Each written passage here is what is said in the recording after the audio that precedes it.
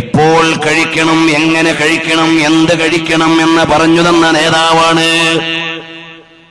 സല്ലല്ലാഹു അലൈഹി വഅലിഹി വസല്ലം തങ്ങൾ.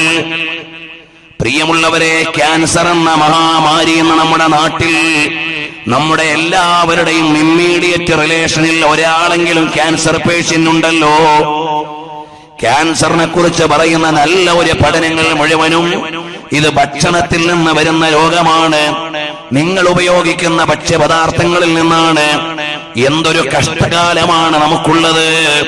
ആരോഗ്യത്തിന് വേണ്ടി കഴിക്കുന്ന ഭക്ഷണം മരണകാരണമാകുന്ന രോഗം സമ്മാനിക്കുന്ന കാലമാണ്.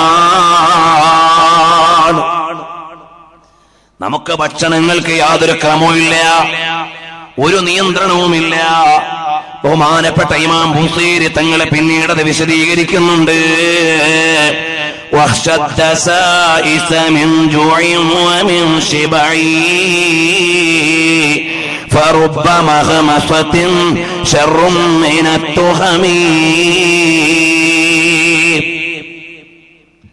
നിങ്ങൾ വിശപ്പിനെയും ഭയക്കണം, പള്ള നിറക്കുന്നതിനെയും ഭയക്കണം. നിങ്ങൾ രണ്ടിനെയും സൂക്ഷിക്കേണ്ടവരാണ്. കാരണം ഇസ്ലാം എന്ന് പറയുന്നത് എല്ലാ വിഷയത്തിലും ഒരു മധ്യസമീപനമുള്ളതാണ്. മൂക്കമുട്ട കഴിക്കാൻ പറഞ്ഞ മതമല്ല, ഒന്നും കഴിക്കാതെ പട്ടിണി കിടക്കാൻ പറഞ്ഞ മതമല്ല, ഇഷ്ടം പോലെ ഭോഗിക്കാൻ പറഞ്ഞ മതമല്ല, ആ പൗരോഹിത്യം സ്വീകരിക്കാൻ പറഞ്ഞ മതവുമല്ല. എല്ലാത്തിനും ഒരു മധ്യനിലവാരം നൽകിയിട്ടുള്ള മതമാണ്. ഉമ്മത്തുൻ വസതാണ് നമ്മുടെ കയ്യിലുള്ള ശരീഅത്ത്. ലോകത്തുള്ള എല്ലാ സംവിധാനങ്ങളുടെയും ഇടയിൽ മധ്യനിലവാരമുള്ളതാണ്. നിങ്ങൾ അത് വിട്ടുകളയാൻ പാടില്ല. ഹബീബായ സല്ലല്ലാഹു അലൈഹി വസല്ലം തങ്ങൾ ഭക്ഷണത്തെ സൂക്ഷ്മമായി നമ്മെ പഠിപ്പിച്ചു. ചില ചൂടുള്ള ഭക്ഷണം നബി തങ്ങൾ കഴിച്ചാൽ അതിന്റെ കൂടെ തണുപ്പുള്ള ഭക്ഷണം കഴിക്കും. എന്നിട്ട് പറയും ഹർറഹാദാ ബർദുഹാദാ, ഇതിന്റെ ചൂട് ഇതിന്റെ തണുപ്പിതാ മാറ്റിയിരിക്കുന്നു. ചിലപ്പോ കക്കരിയും ഈത്തപ്പഴവും കൂടെ കഴിക്കും സയ്യിദുൽ വറ റസൂലുള്ളാഹി സല്ലല്ലാഹു അലൈഹി വസല്ലം. ഈത്തപ്പഴം നല്ല ചൂടുള്ള ഭക്ഷണം. അത് കൂടുതൽ കഴിച്ചാൽ ചിലപ്പോൾ ശരീരത്തിന് കൂടുതൽ ഹീറ്റാവും. പൈൽസിന്റെ ഒക്കെ അസുഖമുള്ള ആളുകൾക്ക് ചിലപ്പോൾ ബ്ലഡ് പോയെന്ന് വരും. അത്രയും ഹീറ്റുള്ള സാധനമാണ്. നബി സല്ലല്ലാഹു അലൈഹി വസല്ലം നിങ്ങൾ പഠിപ്പിച്ചു, അത് നിങ്ങൾ കഴിക്കുമ്പോൾ അതിന്റെ കൂടെ അതിന്റെ ചൂടിനെ കെടുത്താൻ കഴിയുന്ന തണുപ്പുള്ള ഭക്ഷണം കൂടി കഴിക്കണം. അവിടുന്ന് അങ്ങനെ പഠിപ്പിച്ചു. ഇങ്ങനെ ഓരോന്നിന്റെയും ഒരു സീക്വൻസ്, ഓരോന്നിന്റെയും ഒരു സന്തുലിതാവസ്ഥ നബി സല്ലല്ലാഹു അലൈഹി വസല്ലം നിങ്ങൾ എല്ലാത്തിനും പഠിപ്പിച്ചിട്ടുണ്ട്. നിങ്ങൾ പട്ടിണി കിടന്നു പോയാൽ ചിലപ്പോൾ അല്ലാഹനെ മറന്നെന്ന് വരാം, ഇബാദത്ത് ചെയ്യാൻ ആരോഗ്യമില്ലെന്ന് വരാം.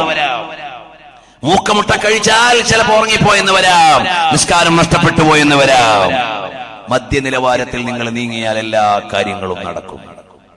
ഇതാണ് ഇസ്ലാമിക ശരീഅത്തിന്റെ സംവിധാനം. കിട്ടുന്നതൊക്കെ വേണ്ടതുപോലെ അടിച്ചു കയറ്റുക എന്ന ഒരു സമ്പ്രദായം ഇന്ന് നമ്മൾ പഠിച്ചിരിക്കുക. നമ്മുടെ ഭക്ഷണത്തിനൊന്നും ഒരു തർത്തീവുമില്ല. ആലോചിച്ചു നോക്കൂ, നമ്മുടെയൊക്കെ ഭക്ഷണക്രമങ്ങൾ നമ്മളെ എല്ലാ നിലയിലും താളം കെടുത്തുകയാണ്. ടൈമിംഗ്, ഭക്ഷണത്തിന്റെ ടൈമിംഗ് വരെയുണ്ട്. കാരണം എന്താ? അല്ലാഹു സുബ്ഹാനഹു വ തആല വലിയ വലിയ സംവിധാനമാണ് വെച്ചിരിക്കുന്നത്.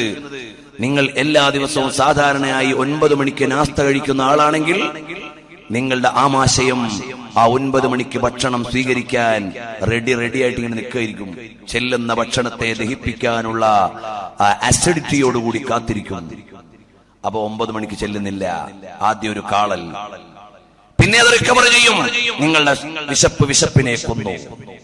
കുറച്ച് കഴിയുമ്പോഴേക്ക് നിങ്ങളുടെ ഭക്ഷണത്തെ ദഹിപ്പിക്കാനുള്ള അസിഡിറ്റി നിങ്ങളുടെ പള്ളയിൽ ഉണ്ടാവില്ല, ഡിസോർഡറായി. രാത്രിയിൽ വാഹനം ഓടിക്കുന്ന ആളുകൾ, അവർക്കതാ ഒരു പ്രാവശ്യം ബ്രെയിനിൽ നിന്ന് മെസ്സേജ് വരും, ഉറക്കം വരുന്നുണ്ട്. അള്ളാഹു വെച്ചിരിക്കുന്ന സംവിധാനമാണത്. ഉറക്കം വരുന്നുണ്ട് എന്ന് ബ്രെയിൻ മെസ്സേജ് കൊടുക്കും ഒരു പ്രാവശ്യം. നമ്മൾ കുടഞ്ഞിട്ടൊക്കെ അങ്ങനെ പോവും. രണ്ടാമത് നിങ്ങളുടെ ഉറക്കം വരുന്ന മെസ്സേജ് ബ്രെയിൻ തരില്ല. അപ്പോഴാണ് വണ്ടി എവിടെ പോയിട്ട് മുട്ടുമ്പോഴേ പിന്നെ ബ്രെയിൻ ബോധേഡാവും. അള്ളാഹു വെച്ചിരിക്കുന്ന സംവിധാനമാണിത്. ഇതുപോലെ ഓരോ അവസ്ഥയിലും ഓരോ രീതിയിലും ഖാലിഖായ റബ്ബിന്റെ സംവിധാനങ്ങളുണ്ട്. പക്ഷേ അതെല്ലാം പാലിക്കാൻ ജീവിതത്തിന്റെ എല്ലാ ക്രമത്തിനും പഠിപ്പിച്ച നേതാവാണ് സയ്യിദുൽ വറാ മുഹമ്മദുർ റസൂലുള്ളാഹ് സല്ലല്ലാഹു അലൈഹി വഅലിഹി വഅസ്ഹാബിഹി വസല്ലമ തങ്ങൾ. അതുകൊണ്ടാണ് അവിടുത്തെ പ്രകീർത്തന മാല്യത്തിൽ ദേഹത്തിന്റെ വികാരങ്ങളെ വിചാരണ ചെയ്യുമ്പോൾ നിന്റെ ജീവിത ചിട്ടകളെ കൃത്യമായി പറഞ്ഞുകൊണ്ട് ഇമാം ബുസീരി തങ്ങൾ പറയാണ്, കം ഹസ്സനത ലദതൻ ലിൽ മർഇ ഖാതിലതൻ മിൻ ഹൈതു ലം യദ്രി അൻ നസുമ്മ ഫിദ്ദസമീ. മക്കളെ ടൂറിന് വിടുന്ന മാതാപിതാക്കളെ, ഹൈസ്കൂളിൽ നിന്നും ഹയർ സെക്കൻഡറിയിൽ നിന്നൊക്കെ എത്ര മോനെ പോണ്ടത് ടൂറിന്? 5000 റുപ്യ. 5000 റുപ്യ കൊടുത്തു. പോകാൻ നേരം എത്ര വേണ്ടത്? 2000 റുപ്യ എനിക്ക് ചെലവിന് വേണം. വേണ്ട, 3000 റുപ്യ ഇരിക്കട്ടെ. ഇതും കൊടുത്തിട്ട് കുറച്ച് നാളുകൾക്ക് മുമ്പ് നിങ്ങളുടെ മക്കളെ ടൂറിന് വിട്ട രക്ഷിതാക്കൾ ഇവിടെ ഉണ്ടോ? അവരെവിടെയാ പോയത്? എന്താ ചെയ്തതെന്ന് നിങ്ങൾക്കറിയോ? ഈ സമുദായത്തിന്റെ കുമാരന്മാര് വ്യഭിചാരത്തിന്റെയും കള്ളിന്റെയും ആദ്യ ടേസ്റ്റ് അറിഞ്ഞത് മിക്കപ്പോഴും ഇത്തരം സ്കൂളിലെ ടൂറുകളിൽ നിന്നാണ്. എന്ന് വായിച്ചിട്ടും പഠിച്ചിട്ടും വിവേകം നേടാൻ കഴിഞ്ഞിട്ടില്ലെങ്കിൽ നിങ്ങളുടെ മസ്തിഷ്കം ആർക്ക് പണയം വെച്ചിരിക്കുന്നു? എന്റെ ശബ്ദം പ്രവാസ ലോകത്തിൽ നിന്ന് കേൾക്കുന്ന രക്ഷിതാക്കൾ ഉണ്ടാവും. നിങ്ങളുടെ മക്കളുടെ കലാലയങ്ങളിൽ പഠിക്കുന്നുണ്ടാവും. എത്ര വേണമെങ്കിലും പണം കൊടുക്കാം, അവരെവിടെയോ ആവട്ടെ എന്ന് വിചാരിക്കുന്നുവെങ്കിൽ, പ്രിയമുള്ളവരെ, നമ്മുടെ പുതിയ തലമുറ കള്ളും വ്യഭിചാരവും എല്ലാം അറിയാൻ തുടങ്ങുന്നത് ദിവസങ്ങൾ നീണ്ടു നിൽക്കുന്ന കോളേജ് സ്കൂൾ ടൂറുകളിലൂടെയാണ്. പരലോകത്തെ വിചാരമുണ്ടെങ്കിൽ നിങ്ങളുടെ മക്കളെ നിങ്ങൾ യാത്രയ്ക്ക് നിങ്ങൾക്ക് കൂട്ടിക്കൊണ്ടുപോകാം, അനുവദിക്കപ്പെട്ട സ്ഥലങ്ങളിൽ കൊണ്ടുപോകാം. അതിനൊന്നും ശർഅ് എതിർക്കുന്നില്ല. ആണും പെണ്ണും അധ്വാനിച്ച പണം കൊടുത്തത് എന്ന വിവേകം നിങ്ങളിൽ വരുന്നില്ല. എവിടെയൊക്കെയോ നമ്മുടെ ജീവിത സങ്കല്പങ്ങൾ ഉടഞ്ഞു പോവുകയാണ്. അതുകൊണ്ട് എന്റെ മോന് ലോകവിവരം കിട്ടാൻ, എന്റെ മോന് കൂട്ടുകാരെ കിട്ടാൻ അവർക്ക് പല ന്യായങ്ങൾ ഉണ്ടാവും. പക്ഷേ ലിൽ മർഇ ഖാതിലത്തുൻ, മനുഷ്യനെ അത് കൊന്നുകളയുന്നതാണ്. അതുകൊണ്ട് മിൻ ഹൈതു ലം യദ്രി അന്ന സുമ്മ ഫിദ്ദസമീ, അതാ കൊഴുപ്പിൽ വിഷം പൊതിഞ്ഞു വച്ചിരിക്കുകയാണ്.